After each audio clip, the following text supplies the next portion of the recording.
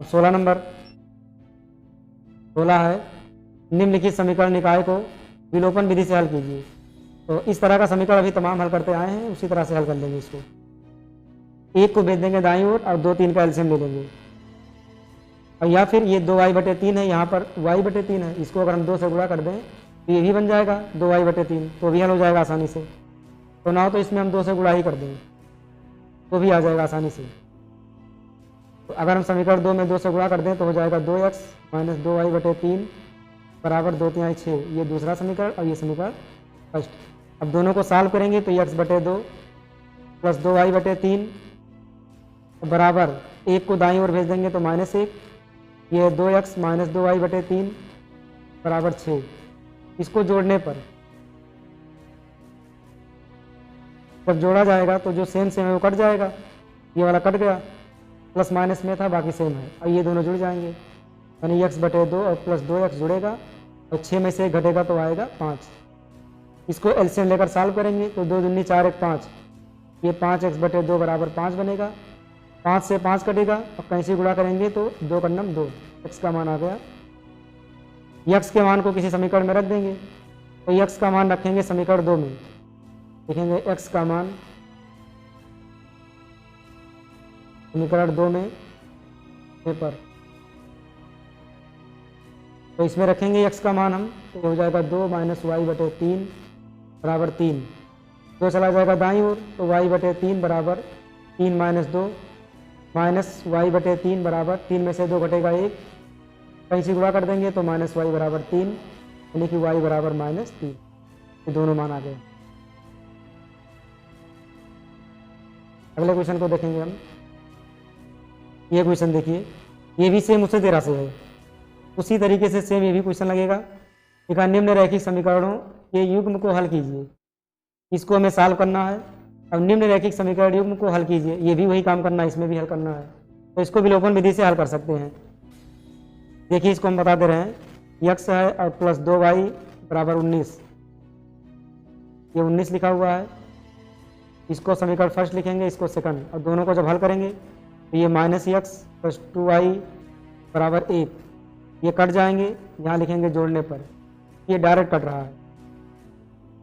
2 और 2 हो जाएगा 4y बराबर 19 1 20, 4 से कटेगा, 4 पंचे 20, तो y बराबर हो जाएगा, y का मान समीकरण फर्स्ट में रख देंगे, y बराबर 5 समीकरण फर्स्ट में रखने पर, तो इसको समीकरण फर्स्ट में रखेंगे तो आएगा x प्लस 2 गुणे y का मान है 5 बराबर 19, तो x बराबर 19 और 2 10, तो x का मान आ गया, तो x और y का दोनों मान आ गया 9 5। इसी तरह से दूसरे वाले को भी सॉल्व कर सकते हैं, सेम वही तरीका है। ये 18 नंबर क्वेश्चन, दो संख्याओं का योगफल 85 है, यदि बड़ी संख्या छोटी संख्या के 4 गुने से 5 अधिक है तो संख्याएं ज्ञात कीजिए। तो बड़ी संख्या छोटी संख्या मान लेंगे, बस लिखेंगे माना बड़ी संख्या बराबर x तथा छोटी संख्या बराबर, लिखा दोनों संख्याओं का योग 85 है, तो प्रश्नानुसार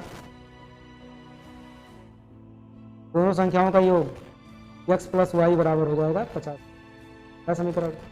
लिखा बड़ी संख्या छोटी संख्या के 4 गुने, बड़ी संख्या x बराबर छोटी संख्या y के 4 गुने, तो लिखेंगे y का 4 गुना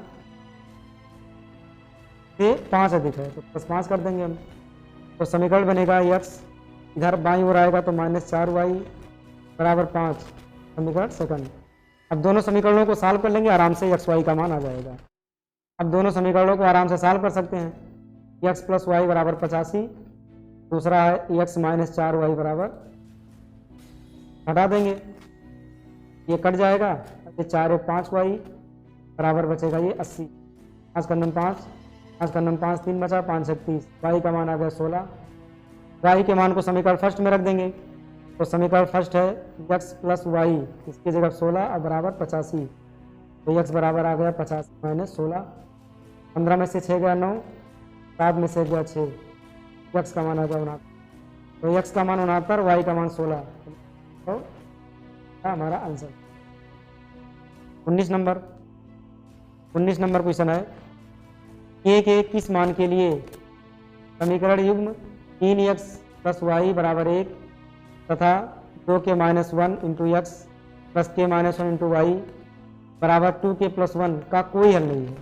कोई हल नहीं का मतलब होता है ये समांतर है, और समांतर का कंडीशन होता है a1 बटे a2 बराबर b1 बटे b2 not equal to c1 बटे लास्ट वाला बराबर नहीं होगा। तो सीधा सीधा मान रख देंगे हम। a1 का मान है यहाँ पर 3 रखेंगे। a2 का मान दूसरे समीकरण में x का गुणांक है 2k माइनस 1, ये 2k माइनस 1 हो जाएगा। और बराबर b1 का मान है y का गुणांक 1 रख देंगे। b2 का मान है y का गुणांक यहाँ पर k माइनस 1। ये is not equal to c1 का मान है 1 को लाएंगे बाईं ओर तो माइनस 1 बटे तो बाईं ओर लाएंगे तो आएगा माइनस 2k प्लस 1, ये इतना मान आएगा। तो इसको हल करने की आवश्यकता नहीं है, हम सिर्फ इतने को हल कर लेंगे और हमको k का मान मिल जाएगा। इतने को ही हल कर लेंगे आराम से k का मान आ जाएगा। तो कहीं से गुणा करेंगे 3 का k से गुणा 3k, 1 से गुणा 3, 1 से 2k माइनस 1 का गुणा तो 2k माइनस 1, ये बाईं ओर आएगा 3k माइनस 2k और 3 जाएगा दाईं ओर तो प्लस 3, तो 3 में से 2 घटेगा 1, 3 में से 1 घटेगा तो k का मान आ गया 2। ये 20 नंबर क्वेश्चन है। ये दो क्वेश्चन है, दोनों एक जैसे हैं। लिखा रैखिक युगपत समीकरणों 4x माइनस 5y प्लस 16 बराबर 0 तथा 2x प्लस वाई बराबर 6 का ग्राफ खींचकर हल कीजिए। इन रेखाओं तथा x अक्ष से बने त्रिभुज के शीर्षों के निर्देशांक ज्ञात कीजिए। दूसरा क्वेश्चन है युगपत समीकरणों के युग्म 3x प्लस वाई माइनस 12 बराबर 0 तथा x माइनस 3y प्लस 6 बराबर 0 को ग्राफीय विधि से हल कीजिए तथा उस त्रिभुज का क्षेत्रफल भी ज्ञात कीजिए जो इन रेखाओं और x अक्ष से बनाती है। तो सेम काम करना है, पहले इसमें भी हल करना है और उसके बाद x अक्ष से त्रिभुज का क्षेत्रफल निकालना है, निर्देशांक निकालना है, वही काम यहाँ भी करना है। तो इसमें हमको त्रिभुज का क्षेत्रफल निकालना है और इसमें हमको त्रिभुज का निर्देशांक निकालना करना है। इसमें निर्देशांक निकालना है, इसमें त्रिभुज का क्षेत्रफल निकालना है। तो कोई दिक्कत नहीं है, निर्देशांक निकल आएगा तो क्षेत्रफल भी निकल आएगा। तो उसमें हम निर्देशांक निकाल देंगे, उसके बाद क्षेत्रफल भी निकाल देंगे। तो एक अगर हल करेंगे तो उसी तरह से दूसरा वाला भी आराम से हल हो जाएगा। तो हम पहले वाले को सॉल्व करेंगे। पहला वाला लिखा है इसका ग्राफ खींचकर हल करना। पहला नंबर रैखिक युगपत समीकरणों को हमें ग्राफ खींचकर हल करना है। तो ग्राफ खींचकर हल करने के लिए हमको मान रखना होगा। इसमें कहेंगे 4x माइनस 5y और 16 को भेज देंगे दाईं ओर तो हो जाएगा ये माइनस 16, तो पहला समीकरण। और दूसरा है 2x प्लस वाई, देखो दाईं ओर पहले से ही है, ये दूसरा समीकरण। इसमें हमको ग्राफ खींचकर हल करना है, यानी ग्राफ की मदद से हमको मान निकालना है। तो इसको ग्राफ बना करके ही हल करेंगे हम। तो पहले निर्देशांक निकाल लें। अगर x में हम 0 रख देंगे तो ये पूरा 0 हो जाएगा, तो 5 से भाग नहीं हो पाएगा। तो x का मान अगर हम 1 रख दें तो 4 का नम 4 और माइनस 4 आकर यहाँ जुड़ जाएगा तो 20, ये मान आ जाएगा आराम से। तो लिखेंगे यहाँ समीकरण फर्स्ट में x बराबर 1 रखने पर मान ऐसा रखेंगे जिससे कि कट करके दशमलव में ना आए, पूर्णांक में मान आए। यहाँ लिखेंगे 4 गुणे 1 माइनस 5y बराबर माइनस 16, तो माइनस 5y बराबर माइनस 16, ये 4 का नम 4 दाईं ओर आएगा तो माइनस 4, माइनस 5y बराबर हो जाएगा 16 4 20 माइनस 20, माइनस माइनस कट गया, 5 का नम 5 5 चौक 20, y का मान हो गया। निर्देशांक बनेगा 1,4, ये पहले समीकरण का निर्देशांक। अगर y का मान 0 रखेंगे तो कोई दिक्कत नहीं, बड़े आराम से आ जाएगा x का मान। तो लिखेंगे यहाँ y का मान 0 रखने पर इस समीकरण में y का मान 0 रखेंगे तो 4x माइनस 5 गुणे 0 बराबर माइनस 16, तो ये 0 हो जाएगा। तो 4x बराबर माइनस 16, 4 से कट जाएगा, 4 तो 16, x बराबर आ गया माइनस 4। निर्देशांक बनेगा माइनस 4 का मान, ये पहले समीकरण का निर्देशांक हो गया। अब निकालेंगे दूसरे समीकरण का निर्देशांक। लिखेंगे समीकरण सेकंड में, लिखेंगे समीकरण सेकंड में x बराबर 0 रखने पर, अगर x का मान हम 0 रखते हैं तो कोई प्रभाव नहीं पड़ेगा, मान आराम से आ जाएगा। तो ये 0 हो जाएगा।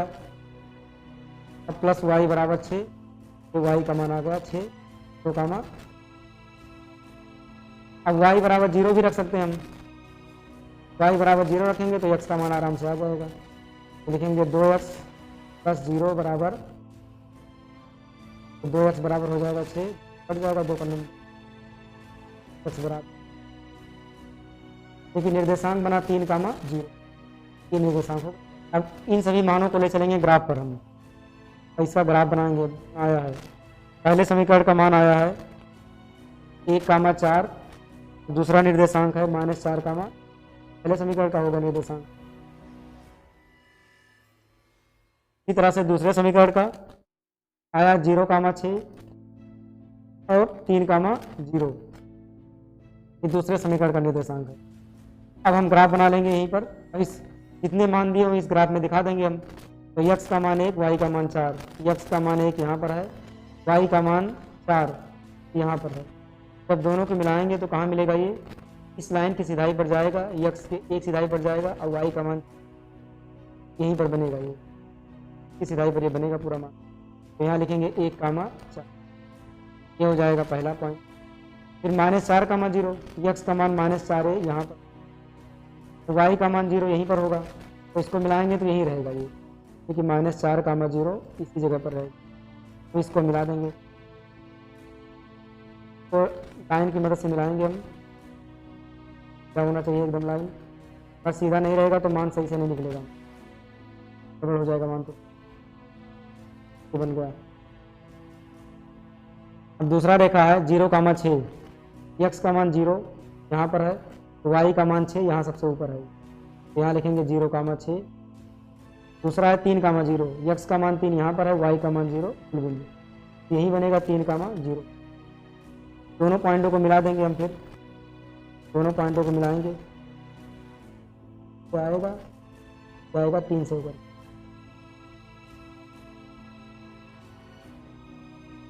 अब हमको निकालना था हल इसका, तो हमको हल निकालना है कि ग्राफी विधि से दोनों के हल ज्ञात कीजिए। तो जहाँ पर दोनों रेखाएं प्रतिच्छेद करते हैं वही इसका हल होता है। तो ये देखा जाए तो इसी पॉइंट पर ये प्रतिच्छेद किया है 1 कामा 4 पर, इसका मतलब x का मान और y का मान जो है ये 1 कामा 4 होगा, 1 कामा 4 हो जाएगा, मतलब x का मान 1 और y का मान 4। ये ग्राफी विधि से हल हो गया, हल तो आ गया। ठीक है, इन रेखाओं तथा x अक्ष से बने त्रिभुज के शीर्ष के निर्देशांक बताना है। तो शीर्ष के निर्देशांक भी बताने हैं, और इस वाले में कह रहा था क्षेत्रफल निकालिए, तो क्षेत्रफल का हम फार्मूला लिख दे रहे हैं अभी।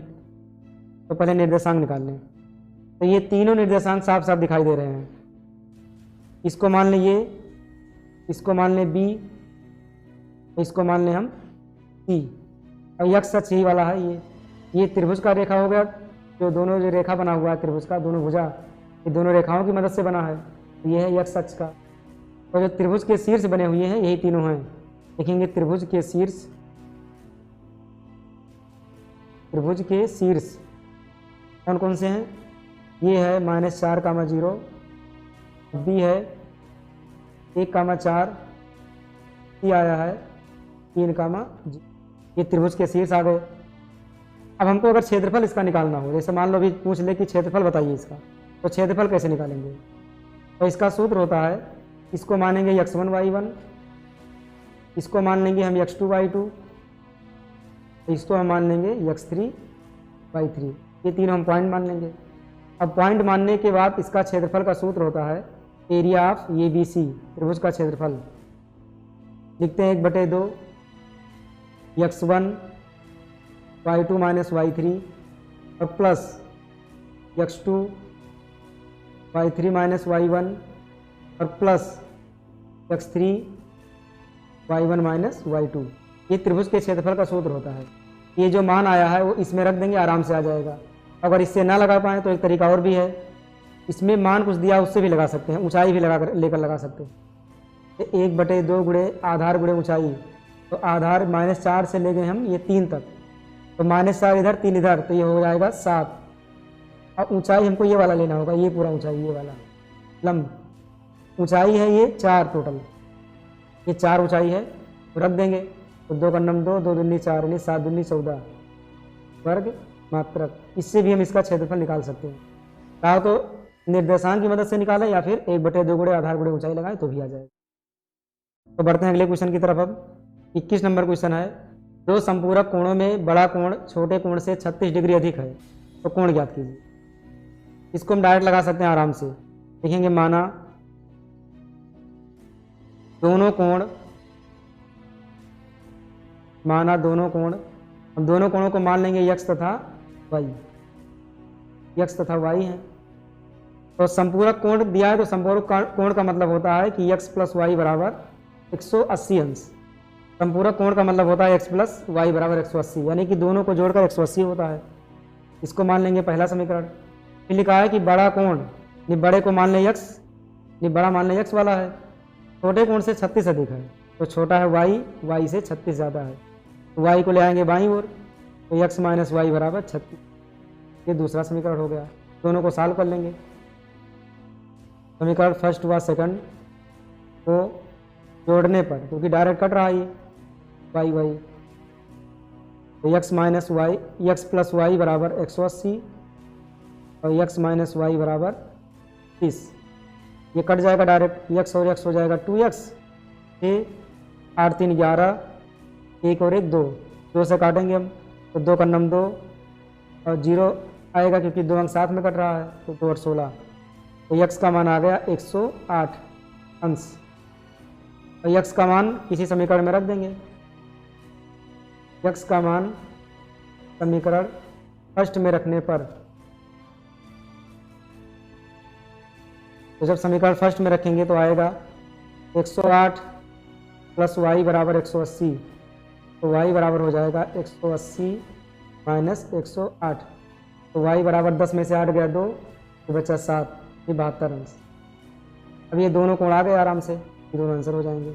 अगर इन दोनों को जोड़ेंगे तो फिर 180 हो जाएगा संपूरक, दोनों के बीच में अंतर है 36। 22 नंबर क्वेश्चन को देखेंगे।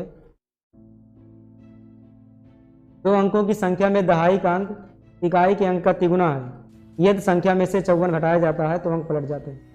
सेम वही तरीका आ गया जो पहले क्वेश्चन आ चुका है, कई क्वेश्चन आ चुके हैं इस तरह के। तो इसमें भी हम संख्या को मान लेंगे 10x प्लस वाई, ये मान लेंगे कि संख्या है 10x प्लस वाई।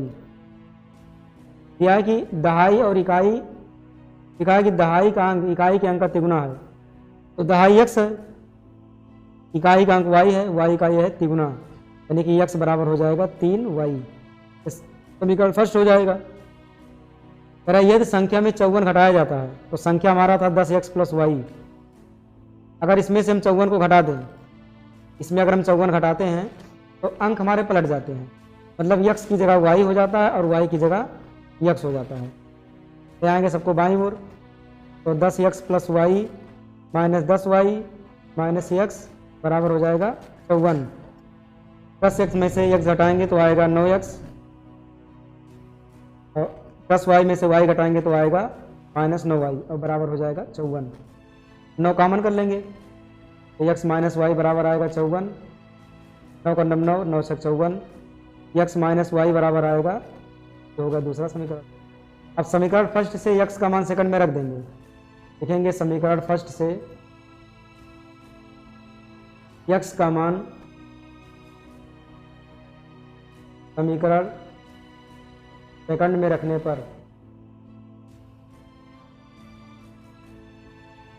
तो रखेंगे मान तो आएगा x माइनस वाई बराबर 6 है, x का मान है 3y तो 3y माइनस वाई बराबर 6, 3y में से y घटाएंगे तो आएगा 2y बराबर 6, 2 का नम 2 2 3 6, y का मान आ गया 3। अब इस y के मान को समीकरण फर्स्ट में रख देंगे। लिखेंगे y का मान समीकरण फर्स्ट में रखने पर, समीकरण फर्स्ट में रखने पर तो समीकरण फर्स्ट में रखेंगे तो आएगा x बराबर 3 गुणे y का मान है 3 तो x बराबर आ जाएगा 3 त्रिका 9, ये मान आया हमारा। तो लिखेंगे अतः संख्या बराबर कितना आएगा 10x प्लस वाई हमने माना था तो 10x की जगह 9, y का मान है 3, 10 9 90 3 93 आ जाएगा। 23 नंबर है, निम्नांकित समीकरणों के युग्मों को हल कीजिए। ये 2020 में आया हुआ है तो इसलिए इसको हम सॉल्व करा दे रहे हैं। 2 को अंदर गुणा कराएंगे तो आएगा 2ax माइनस 2by, इसको भेज देंगे दाईं ओर तो आएगा माइनस ये और माइनस 4b। इसी तरह से इसको भी सेट करेंगे, दूसरे वाले को भी 2bx, और फिर ये हो जाएगा प्लस 2ay को दाईं ओर भेज देंगे, तो दाईं ओर भेजेंगे तो बनेगा माइनस बी और प्लस 4a। ये हो जाएगा दूसरा समीकरण। अब ये ऐसे कटने वाला है नहीं, y ना कटेगा ना ही x कटेगा, तो इसमें हमको कुछ गुणा करना होगा। अगर समीकरण फर्स्ट में हम ये से गुणा कर दें तो ये बन जाएगा 2ab, और समीकरण सेकंड में अगर हम b से गुणा करें तो ये भी 2ab बन जाएगा, आराम से कट जाएगा। तो लिखेंगे यहाँ हम इस समीकरण फर्स्ट में ये से तथा समीकरण सेकंड में b से गुणा करके b से गुणा करके जोड़ने पर, कि डायरेक्ट कट रहा है बिना चिन्ह बदले, तो लिखेंगे जोड़ने पर। तो इसमें हम गुणा करेंगे ये से, तो बनेगा 2a स्क्वायर एक्स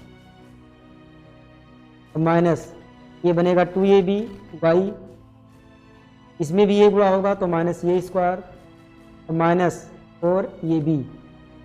अब दूसरे वाले में b गुणा करेंगे तो ये बनेगा 2b square x plus 2ab Y बराबर, इसमें b गुणा होगा तो माइनस बी स्क्वायर, और इसमें b गुणा होगा तो हो जाएगा प्लस 4ab। अब इसको हम डायरेक्ट जोड़ेंगे तो जो सेम है विपरीत चिन्ह वाले वो कट जाएंगे, जैसे ये कट जाएगा, ये माइनस 4ab प्लस 4ab ये कट जाएगा।